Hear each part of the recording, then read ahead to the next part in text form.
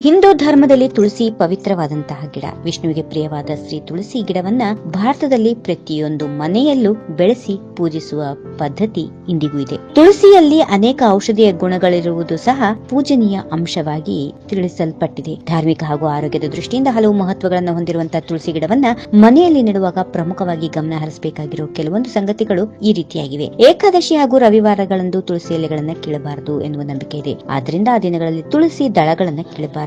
ಇದನ್ನ ಗಮನದಲ್ಲಿಟ್ಟುಕೊಳ್ಳುವುದು ಉತ್ತಮ. ಇನ್ನು ಒಣಗಿದ ತುಳಸಿ ಗಿಡಗಳನ್ನು ಇಟ್ಟುಕೊಳ್ಳುವುದು. ಸಾಮಾನ್ಯ ಗಿಡಗಳಂತೆ ತುಳಸಿ ಗಿಡವನ್ನ ಎಸೆಯುವುದು ಸೂಕ್ತವಲ್ಲ. ಅದನ್ನ ನೀರಿನಲ್ಲಿ ವಿಸರ್ಜಿಸುವುದು ಅತಿ ಸೂಕ್ತ. ಅವಕಾಶ ಇದ್ರೆ ನದಿಯಲ್ಲಿ ವಿಸರ್ಜಿಸಿದ್ರೆ ಇನ್ನೂ ಉತ್ತಮ.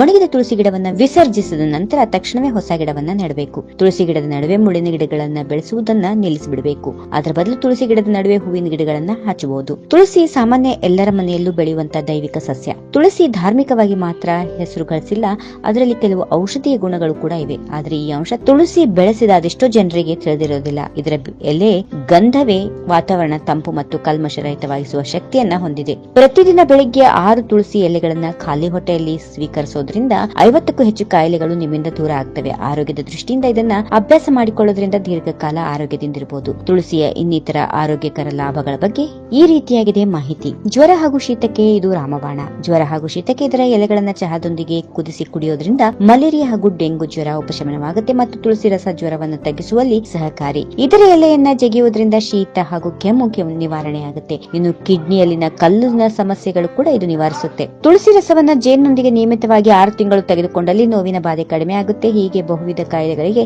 ಮನೆಮದ್ದಾಗಿರುವ ತುಳಸಿಯು ವಾತಾವರಣಕ್ಕೂ ಒಳ್ಳೆಯದು. ಹೆಚ್ಚು ಖರ್ಚಿಲ್ಲದೆ ಬೆಳೆಸಬಹುದಾದ ತುಳಸಿಯಿಂದ ನಾವು ಪಡೆಯಬಹುದಾದ ಪ್ರಯೋಜನ: ಜ್ಞಾಪಕ ಶಕ್ತಿ ಹೆಚ್ಚಾಗುತ್ತೆ. 5 ತುಳಸಿ ಎಲೆಯನ್ನ ಪ್ರತಿದಿನ ತಿಂದ್ರೆ ಹಲವು ಸೋಂಕು ಮತ್ತು ರೋಗವನ್ನ ದೂರ ಇರಿಸಬಹುದು. ಇದರ ಸೇವನೆಯಿಂದ ಜ್ಞಾಪಕ ಶಕ್ತಿಯು ಹೆಚ್ಚಾಗಿ ಬುದ್ಧಿವಂತಿಕೆಯು ಚುರುಕುಗೊಳ್ಳುತ್ತೆ. ಇದನ್ನ ವಯಸ್ಸಾದವರು ಸೇವಿಸಿದ್ರೆ ಸುಸ್ತು ಕಡಿಮೆ ಆಗುತ್ತೆ. ಇನ್ನು ಕೊಲೆಸ್ಟ್ರಾಲ್. ತುಳಸಿ ಬೊಜ್ಜವನ್ನ ಕೂಡ ನಿಯಂತ್ರಿಸುವುದರಲ್ಲಿ ಸಂದೇಹ ಇಲ್ಲ. ರಕ್ತದಲ್ಲಿನ ಕೊಬ್ಬಿನ ಅಂಶವನ್ನ ನಿಯಂತ್ರಿಸುತ್ತದೆ.